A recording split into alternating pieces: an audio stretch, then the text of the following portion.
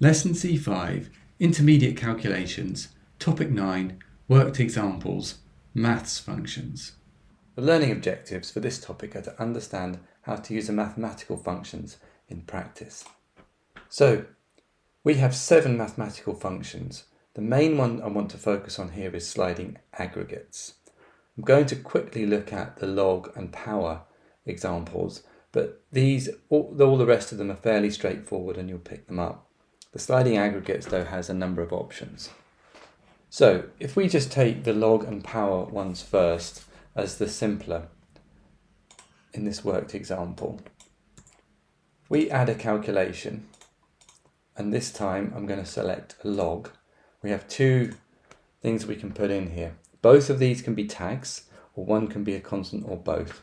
For simplicity here, I'm going to type in some constants.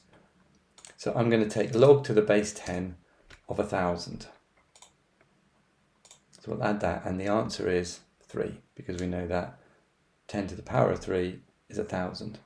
So briefly, let's look then at the power calculation. If instead of log, I choose power, and let's say I take 2 and raise it to the power of 4, add that, I get 16.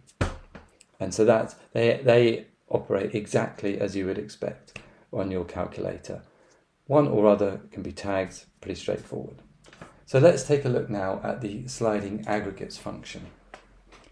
There's 2 ways you can add a sliding aggregate. One is through the normal add tag and select calculation.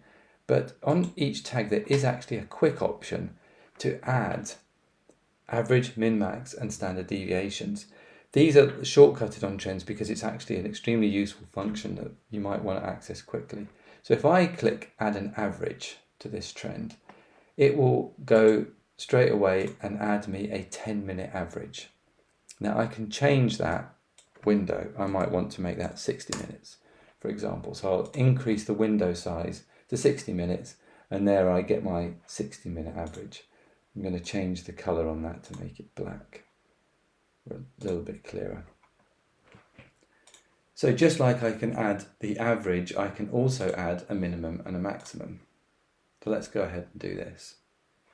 And just like before, I'm going to edit this and I'm going to make it the same time window. I'm going to make it 60. So now we've got the minimum of our trend over a 60-minute period.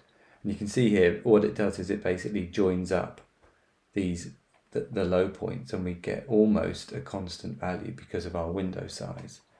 And let's go ahead and add a max function as well.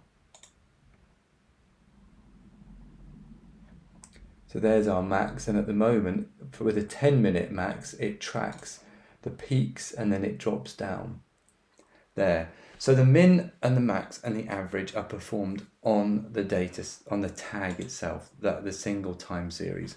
When we look at statistical functions, we look at doing min and max between time series. But if we go and edit this, you'll see that we only have the option to input one tag to examine, and then we can select the function, and then we can put the window size to do it over. So having a small window size can be very useful for just damping down noisy signals where you still want to see the variation, but you want to eliminate the peaks. Others, you might just want to see a sliding average over a day, and in that case you can put the window as 24 hours. But there we go, that is the mathematical functions in Ingenuity.